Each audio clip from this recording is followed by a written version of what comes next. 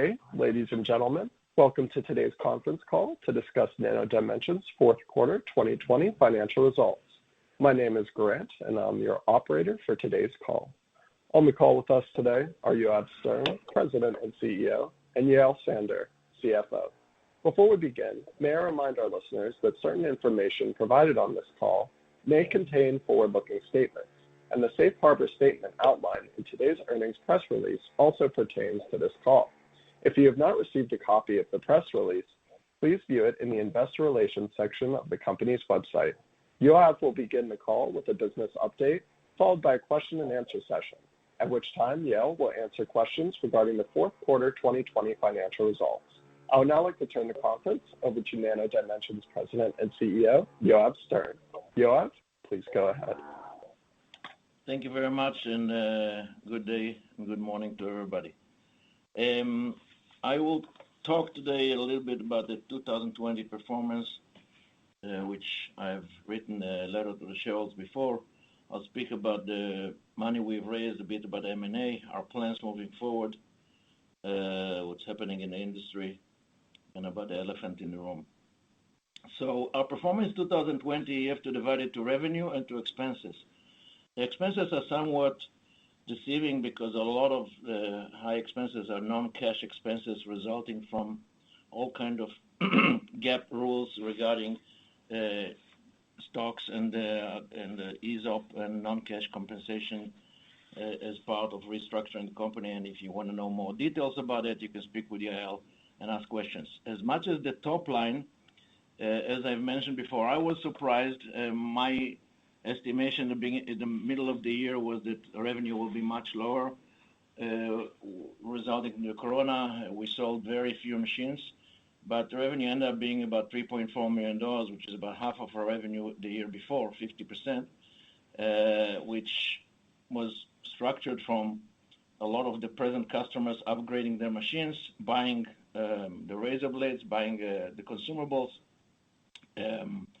of course, service contracts on an annual basis that we're having, and some revenue from our new Nano services, where we actually do services for the people who don't have a corona budget, is limited, and don't have the capital expense to buy machines. Meanwhile, they are paying us for doing with our machines in our fabs what they would do eventually, hopefully, when they buy the machines. So I was pleasantly surprised. Entering 2021, we're not seeing a major change, especially not in Europe and in the States. The East is starting to wake up, and we are hoping for a new trend of buying machines, but by now adding the revenue from the non-machines, which has shown a very, very nice performance last year. Obviously, the company has changed dramatically. We've raised money over the year. I would like to emphasize some semantics of accretion and dilution. We raised the money always with a higher price than the transaction before, and there was thinking behind it. We did not raise money at the dilutive prices comparing to transactions before, and shares obviously continued to raise, and we basically mounted our armor in order to prepare for what we perceive is what's going to happen in the near future. And that perception relates both to the industry and it relates to the, I would say, financial markets.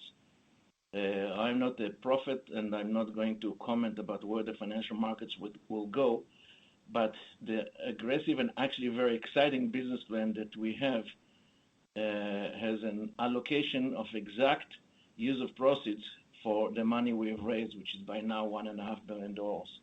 And we want to be with this money, and we shall be with this money when the market behaves up or down, and our competitors, or I shouldn't say direct competitors, but any acquisition targets or pseudo competitors will be in a different situation, or at least part of them.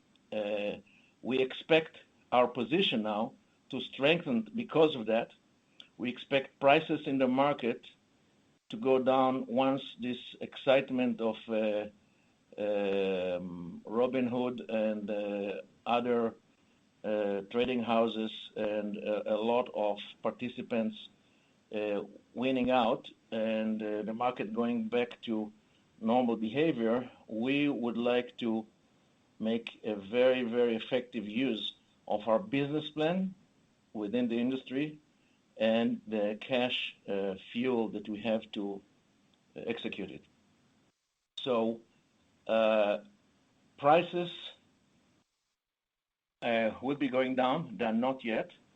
And for everybody that is expecting me to tell him that we're going to accelerate our M&A, the person who tells you this, be sure he will pay too much money in M&A, and we don't intend to do it.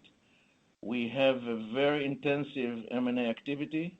We have much more than one letter of intent already signed. We're in the process of due diligence on few M&As at once. The gates were opened a little bit in certain countries without mentioning specifics. So in 3 days, I'm traveling the first time to be able to perform due diligence on location. We performed already 2 due diligence process in other locations that were open before. So yes, M&A is happening. But what I've said to the people I've raised money from, which are institutional investors, many of maybe shareholders of us today didn't hear because they never spoke with me. So I will say it again. Do not expect me to perform or to announce something unless it's happening and unless we did it cautiously, thoughtfully, in the right time, just because the share is up or down. And just because there is short players or non-short players, our business is to use the money according to our business plan, and we are doing it. And investors that I met, which was probably a few dozens, if not more than 100, institutional investors, when we raised the money, heard me saying very, very clearly, if you are not patient and are waiting to see something in a quarter or two, don't invest in Nano Dimension. Nano Dimensions are going to change an industry that's 70 years old, non-environmental friendly, very, very non-efficient in the West, and everything of it moved to the East, creating serious issues of supply chain. It's called the PCB industry, or the high end of it, which is about $30 billion in size, including as the PCB assembly. And this industry did not change into digital industry, and we are going to do it. And the signs are there, and the reason certain investors invested in us and certain investors that people follow investing in us is because they are convinced that this industry is going to go that direction. We have machines and materials that are structured in a way that are environmental friendly, digitized, and the response we get from both our customers that are existing array of customers and the new ones that started to buy in the end of the fourth quarter 2020 into the first quarter are reinforcing this concept. So whoever are valuable investors, and they are, and we have hundreds of thousands of investors today. These are numbers that we're getting from our transfer agent, but never heard me face to face when we raised the money. I'm saying it again. This company is leading a very careful plan toward an inflection point when there will be a very, very fast change, but it is not something that it's going to, and it is going through stages. It is not something that is going gradually from quarter to quarter by increasing sales or increasing the amount of machines. We're doing it anyhow. But mostly what we're doing is we search the industry. We're in the process of combining forces with other companies because we're the strong, by now, we're the strong player with, I don't want to say 800 pounds gorilla because there are other connotations, but we are a strong player with technology and with an ability to scoop up competitors, and we're in the process of doing it, and you'll start to see a set of inflection points as things are happening. They're not going to happen just because the elephant in the room is their share price is going down, so I will accelerate those. I will not accelerate anything. I will do it cautiously in the right time, at the right price, and I will do the R&D in the right way. And whoever is going to be with us is going to see that the valuation of changing a 70 billion industry on the low side and 250 billion industry of PCB, including mounting the components on it, is going to be a leading company with the proper valuations accordingly. So hopefully people will be with us. We are very, very confident and very encouraged by what we see on the acquisition trail. I mentioned to you before, I've spoken with 85 companies. I have scanned them down to 40 more interesting, and then from there down to what I'm ready and spend money on meeting and discussing. And yes, the SPAC tsunami created a situation that companies are completely in la la land as much as what they believe their value is. Moreover, some people think that because we have the money we have and we are under pressure to quickly do an acquisition, they are asking us to pay more, and we say no. Whoever is there and behaving this way, we're going to leave them behind and move forward. So don't expect it, neither the companies nor the investors. When it will happen, it will be done cautiously and accretively. So by now, I want to stop. I don't want to take too much time describing to you more of our vision. Some of you have heard it before. If you are interested to hear more, I'll be happy to do it while you're asking questions. Please.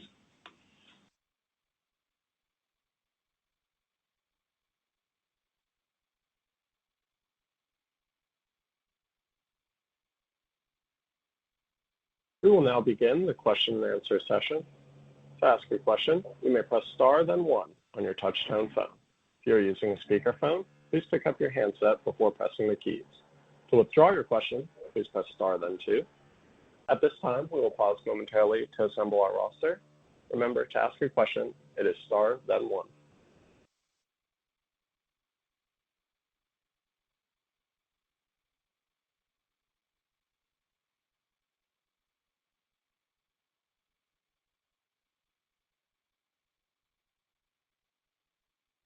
Our first question will come from Jeff Roth, who is a private investor. Please go ahead. Yes, thank you very much. I have a few questions.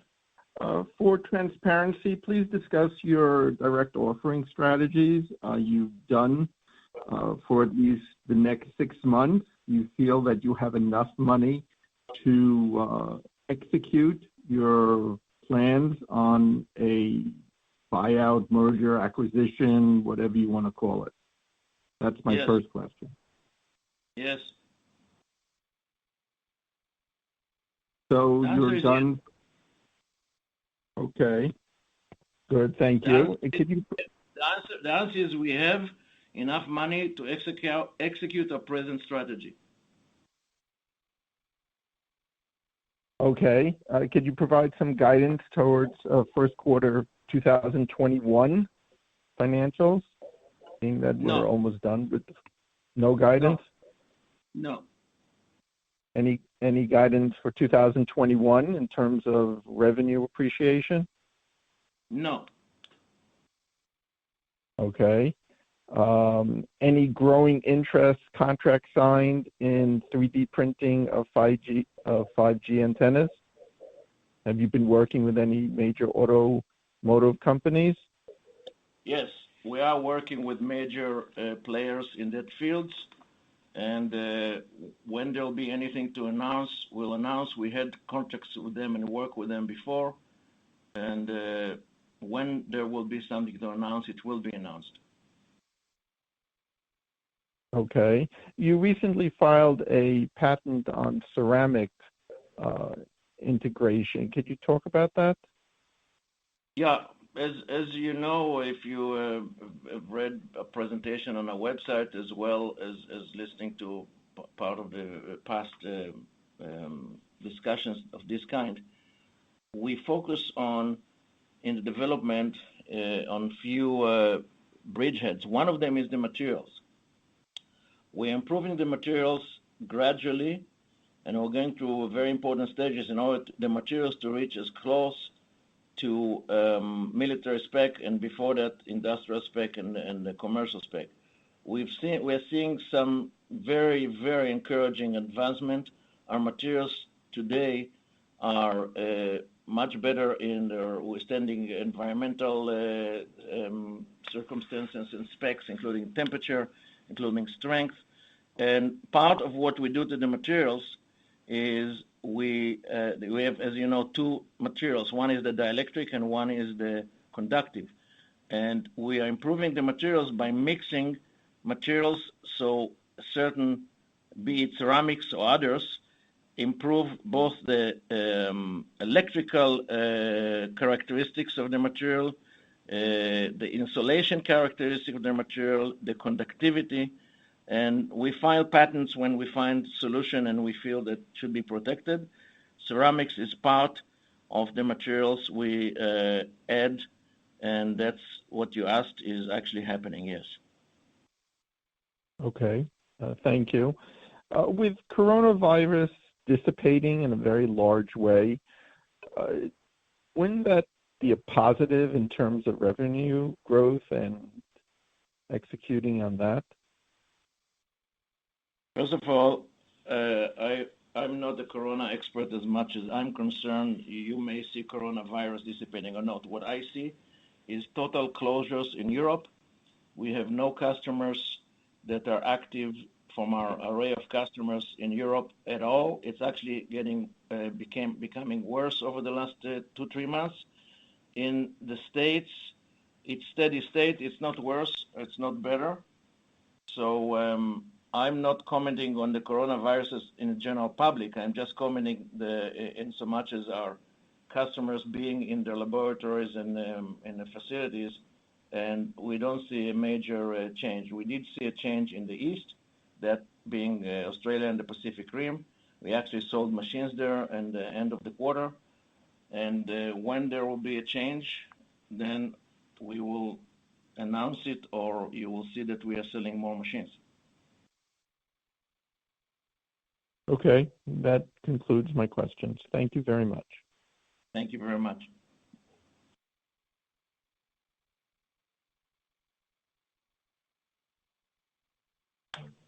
Our next question will come from Mr. Jerkowitz with John Carroll University. Please go ahead. Oh, hi, good morning. At your recent AME conference, you spoke about your approval from NASA, and I'm just curious if you could provide some detail on your ability to 3D print in space.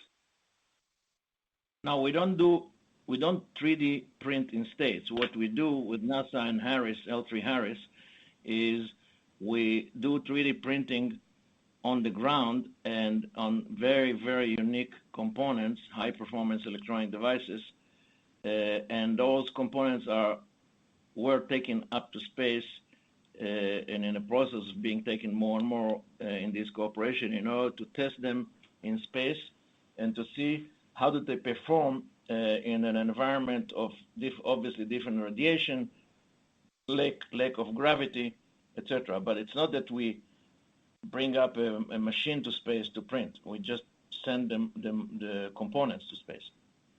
Yeah, so those satellite components, those are 3D printed by you guys and then taken by NASA up to the ISS? Okay. Yes. Have any private companies pursued your technologies? I'm sorry, can you repeat the question? Have any private space ventures pursued your technologies? No, we work with NASA and we work with Harris. Okay, that's my question. Thank you. Thank you very much.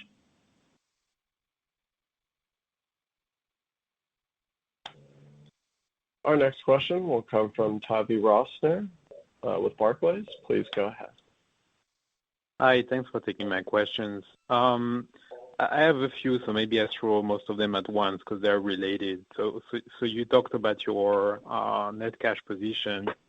I was wondering if you have some granularity into roughly how much you were planning on spending on M&A as opposed to how much using for organic growth. And I guess looking at organic growth, last year you introduced the different stages of development with stage 5, expectedly being reached by 2023, if I'm not mistaken. So does the fact that you have significant cash accelerate the development pipeline? Okay, so I'll answer it according to the order you asked. In so much as how much we allocate, the numbers are pretty much 50% and more for M&A, and less than that, obviously, for organic growth. That may change based on the M&A we do, because part of the companies that we do M&A, we intend to purchase and we negotiate with have a certain very advanced technology, which is the reason why we acquire them. And as we acquire them and we integrate them, we may increase the organic growth budget for R&D and for what's coming after that, which is go-to-market, because of the companies we acquire. But right now, it's a bit more than 50% we intend to allocate for M&A. That's as much as the first question. The second question, yes, we are going through stages of development, which we defined as 1, 2, 3, 4, 5.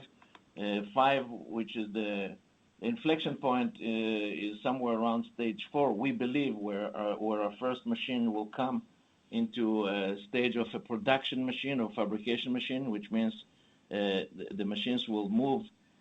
Actually, two, the machines and the materials. The machine will move into a yield level and throughput level that it will be used for production, and the materials will be at the stage, reaching stage 4 and then 5, where they will meet the specs of industrial spec and commercial spec and closer or very close to military spec. But the question, yes, 2023, and the question is, does the amount of cash we have can accelerate it? Potentially, yes, because we are allocating as much as needed by now for increasing R&D in the field of chemistry, physics, that's the materials, in the field of engineering. We're actually looking even to acquire companies in Central Europe, which are companies that will accelerate the speed of building machines, because we're looking at companies in Central Europe that are expertise are building machines, the hardware side, in a very, very high level, and you can guess yourself in which countries it is, and that will accelerate our time to market on the machine side. We are looking for cooperation on the chemical side, but we are so advanced on that side, on the materials, I don't see a lot of people that I can neither cooperate nor acquire that will accelerate what I'm doing. So I don't see that side accelerating. The materials is a process that we are really intensively investing internally in-house. And obviously, by the fact that we don't have cash limitations per se, enables us to maximize the speed you can get to develop to get to the stage 4 and 5. But your question is very, very good.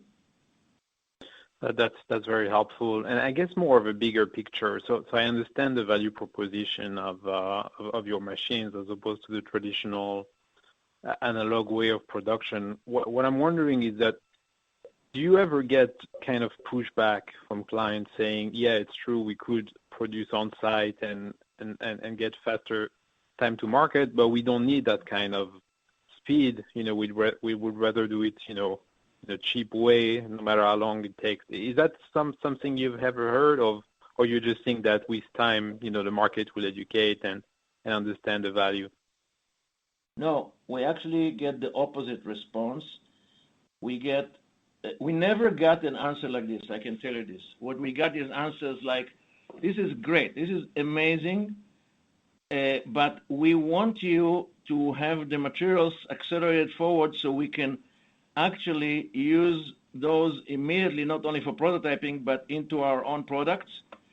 And B, your machines are great, but if we want to put them into production, which we do, because the prototyping is great, but we want the yield and the throughput to be faster.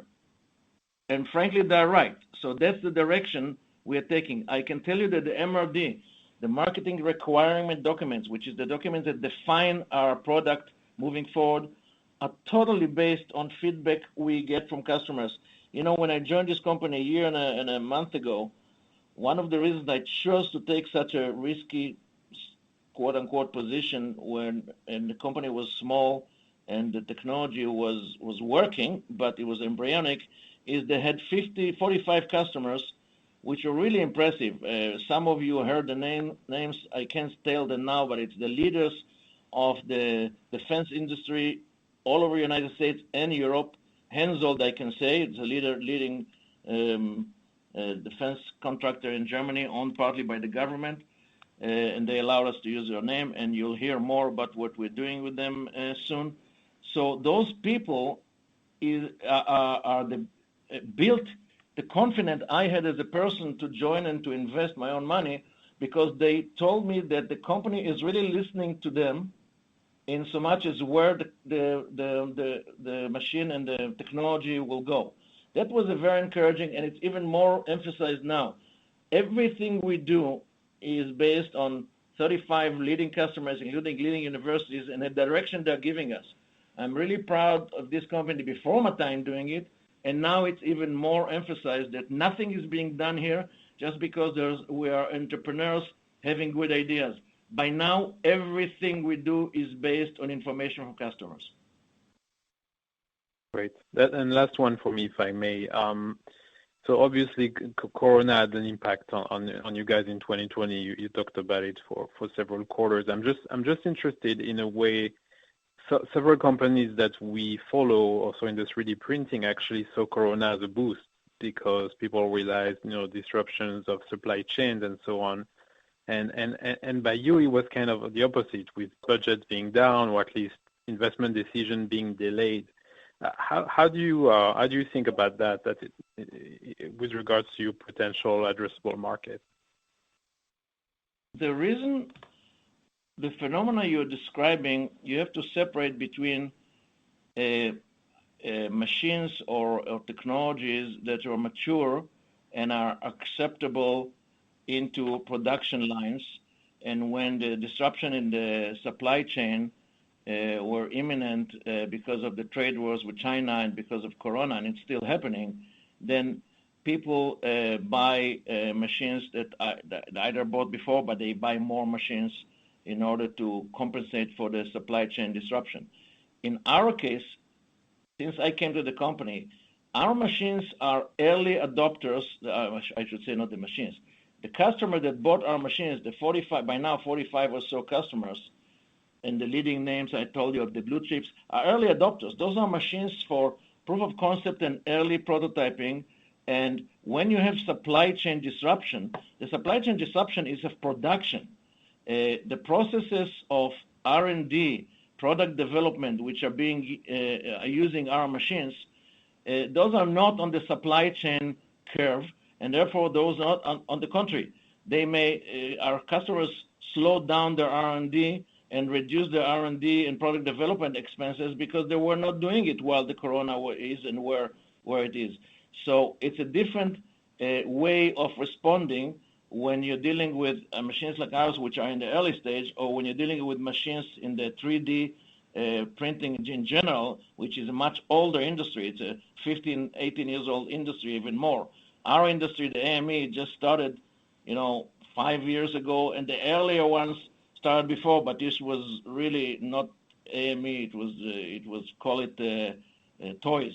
So our industry, the AME, additive manufacturing electronics, it's really a much earlier stage, and in specifically Nano dimension, with the only company that actually manufactures PCBs in layers and in 3 dimension, the behavior of the people who allocate budget for that is the behavior of people who are saying, okay, these are really breakthrough machines. We can hold back and buy them half a year when things will clear up with the corona. It doesn't help them with supply chain in an immediate way. Understood. Great. And thank you for taking my questions. Thank you for great questions. Our next question will come from Stuart Taylor with Atlantic Capital. Please go ahead.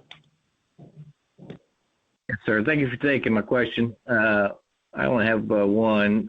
Warren Buffett recently discussed how costly it is to buy out a quality company. Does your M&A strategy include taking large stakes in several quality companies where the partnerships can be made, or are you generally focused on overtaking just one company? No. First of all, we are focusing on taking 100% of companies. We're not investment companies, so we're not going to invest and take a partial stake in a company. We are interested to buy them in order to integrate them and to get the benefits of the integration. Either it's integration of technology or it's integration of their distribution channels and go-to-market methodologies.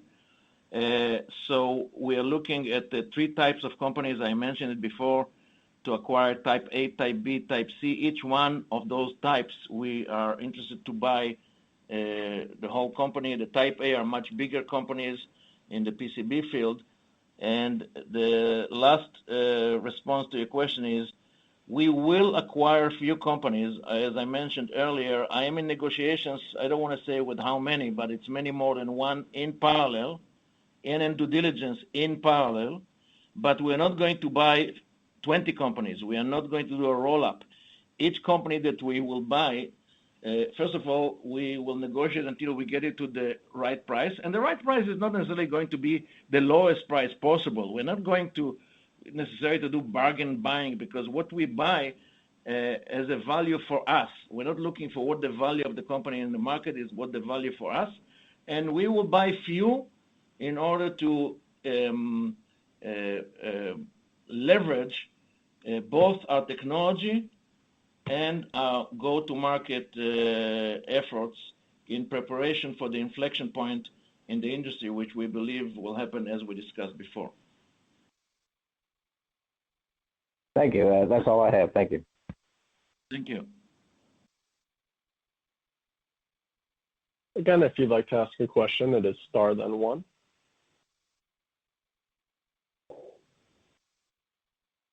Well, there being no further questions, this will conclude our question and answer session. I would like to turn the conference back over. Oh, hold on. Yeah. It looks like we have a couple dialed in. One moment, please.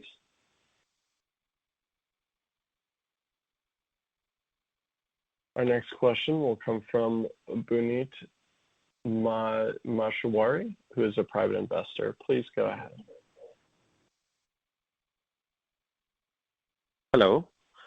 Hi, good morning. Hi. My question is regarding your merger and acquisition.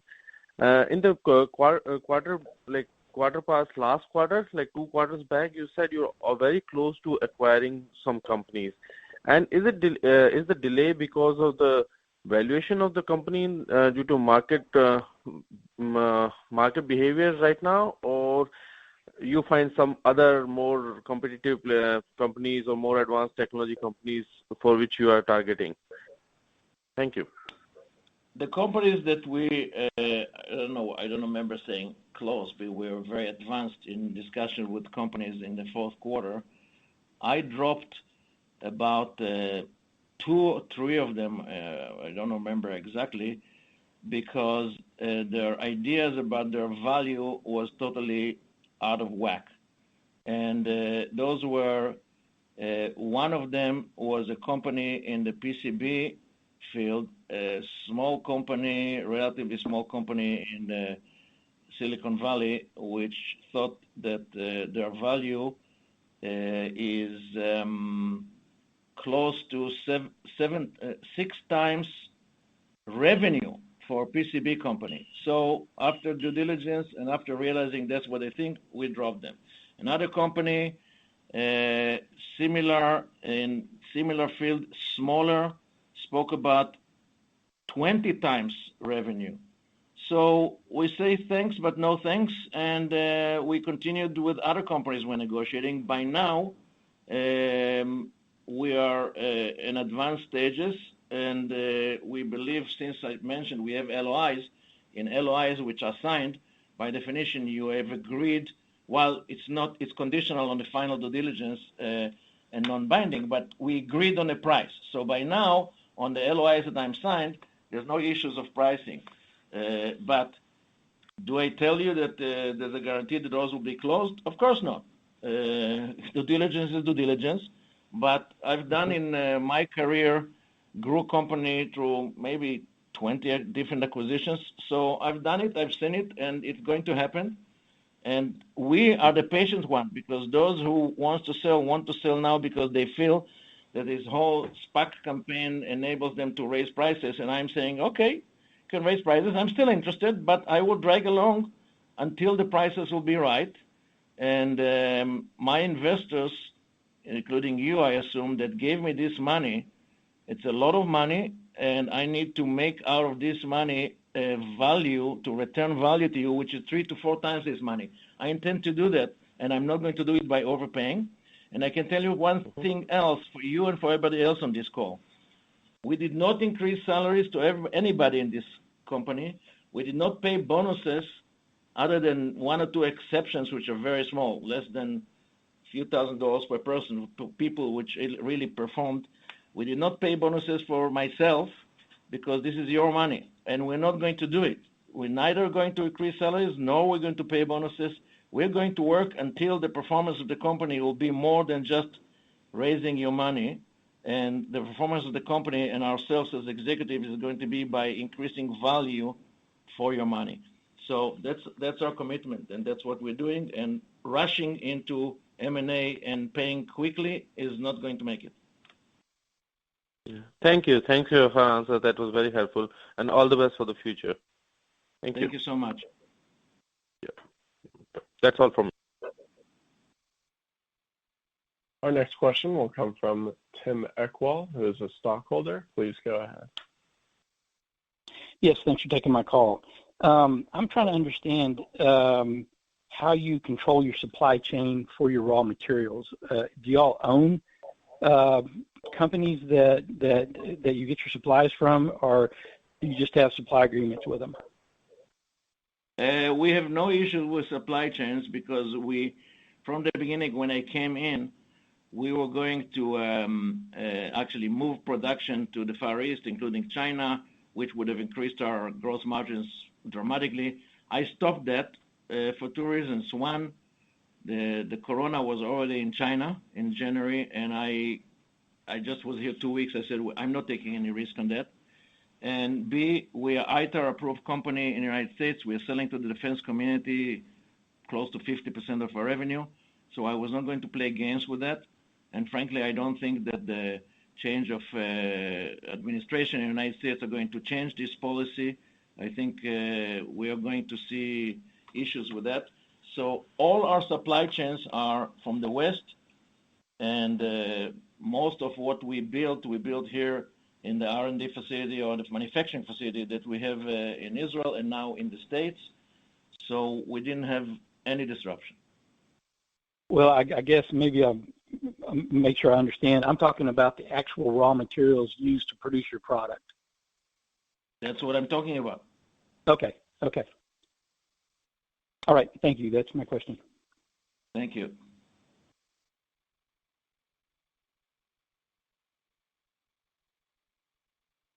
Our next question will come from Joseph Alvo with Shalom Enterprises. Please go ahead. Yeah, just a quick question. Should we anticipate any dividend announcements this year? Absolutely not. Okay, thank you. Thank you. Our next question will come from Byron Mio with 1031. Please go ahead. Hi, thanks for taking my call. I read earlier and I understand why with the COVID-19 that the sales would be sluggish currently, but it would be like a slingshot when things would bounce back. I just wondered what was the time lag between when people plan the order and when it actually occurs? Well, the process of selling a machine, which are now selling, prices are up actually. We're charging more for our machines, and it's not an issue. It doesn't hold up, but there's no sensitivity of price because there's no competition. So we figure out we'll just make more money. So the issue of our machine is not the price, and the time lag, as you asked, is about 6 to 9 months between the first time we speak with the prospect until the budget is allocated. It's on average. So let's put it this way. If it's a defense or government, it's probably 9 months. If it's non-defense and if it's a commercial or university, it's probably less than 6 months. And obviously, we don't start today. We have a pipeline of starts with hundreds and it's scanned down in a very organized fashion to dozens. And we have by now many in the process of this 6 months into that process, 1 month in the process, 2 months in the process, 4 months in the process, pre-purchase order. But if you analyze it statistically, on a per case basis, this is the time lag between introduction until somebody buys.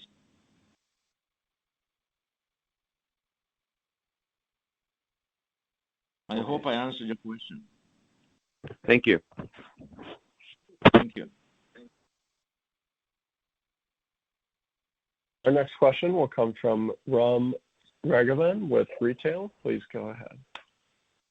Thank you. Hi. Thank you for the conference. Your business strategy sounds very strong, and thank you for providing details as transparently as you can.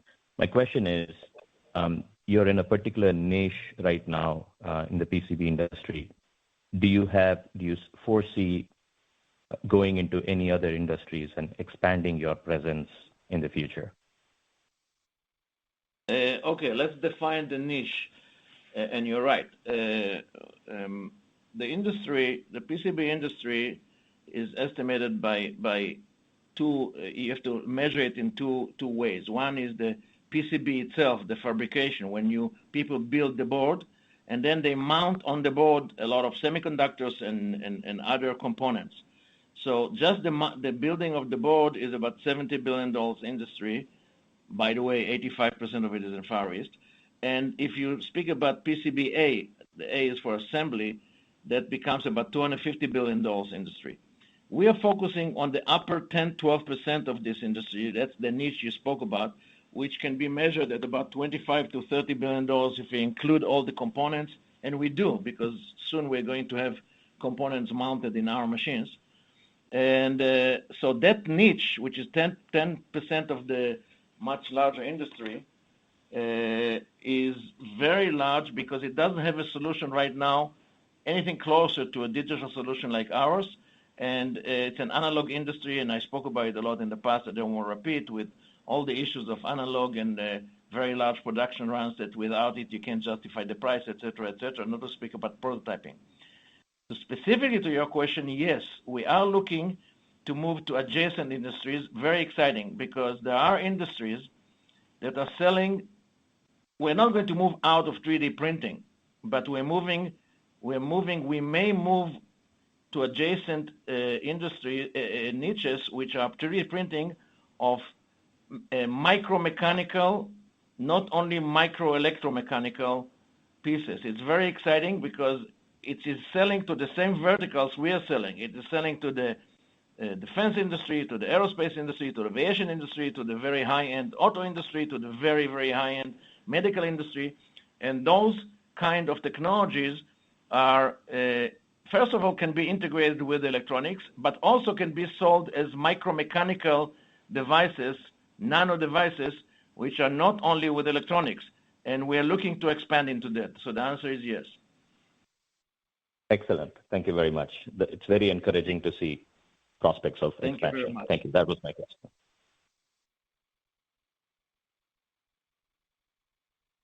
Our next question will come from Richard Anderson with IDA. Please go ahead. Hello. My question is more hypothetical. It seems to me that for the company to really grow at leaps and bounds, the physics of mass production are going to be a key question. So does your R&D team think that creating machines of mass production capability will be capable in the next year or so? Thank you. Okay. First of all, let's define exactly. Mass production is too general. And let's start by saying where we are not going. It's easier.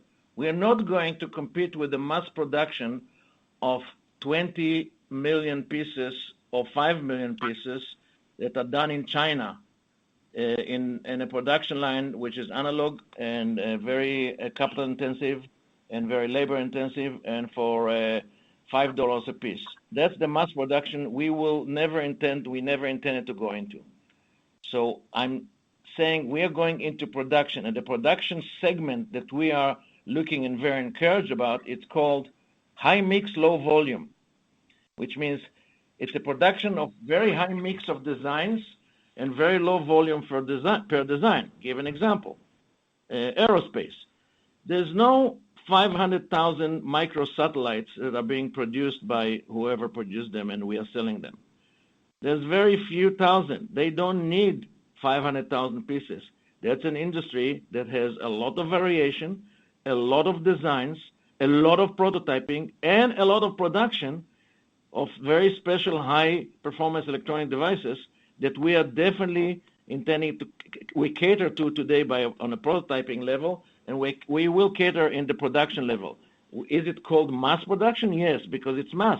It's 5,000 pieces, but it's not 500,000 pieces.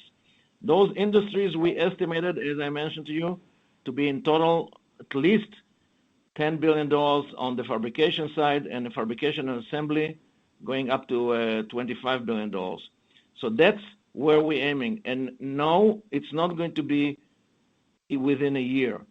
Having said that, it's going to be within 2 years. Having said that, we already have our machines today that are built for prototyping and proof of concept, but are already working 24/7. Some people are already started to use them, to our surprise, for early production runs. That's very encouraging, which means the machines that we didn't build originally for production are being used. Because if you have a short run of 500 pieces, people say, we prefer to do it with your machine. So that's encouraging. But it's the next machine and the one after that we're in the process of development that's going to be built for production, where yield, repeatability, and throughput is our focus. Great. Could you, on a follow-up to that, at your last video that you spoke mainly about M&A, you did mention that there's going to be a next-generation Dragonfly coming this summer with limited production capability. Can you add a little more flavor to what you think that will entail? Thank you. Yeah. Yes. It's coming this summer, or very early, but this summer, if my people will submit to my pressure on them, it'll be early this summer. It's going to be I don't want to say the name of it yet, but it'll be the most advanced Dragonfly machine. It will have a better performance of the materials, both the dielectric and the conductive material. The conductivity of the conductive material will be 3 to 4 times better. The strength and the temperature spec of the materials will be much better. The stability and the repeatability of the machine will be better. The efficiency of using ink will be better. In a funny way, it's not so good for us, but the people will be able to build the product with less ink than they used to in the previous Dragonfly, which of course makes our customers very happy and looking forward for this machine very much. And there's few more that are going to be few more features that are going to be released, including very, very important features in the software, which will enable, and that is going to be even before the summer, somewhere between now and June. We are releasing software that you will understand that it enables the designers to use the utmost capabilities of our machines by having design rules library in the typical industry software that is being used for designing printed circuit boards.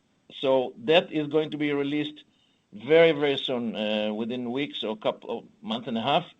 And that's another new feature in the Dragonfly. So kind of try to cover it all for you. That's fantastic. Thanks. That's exactly what I wanted to know.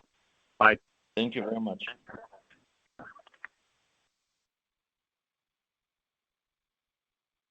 This will conclude our question and answer session. I would like to turn the conference back over to Yoav Stern for any closing remarks. Okay, thank you very much, sir. Thank you very much. We had hundreds and hundreds of participants on this call. At point of time, it was 550. I'm very proud of it. I'm very proud of you, everybody, that is patient enough with me and Yael and us in general in supporting us. And I promise you that we mean every word we say, and we say everything we mean. And it will stay this way. Thank you very much. The conference has now concluded. Thank you for attending today's presentation. You may now disconnect.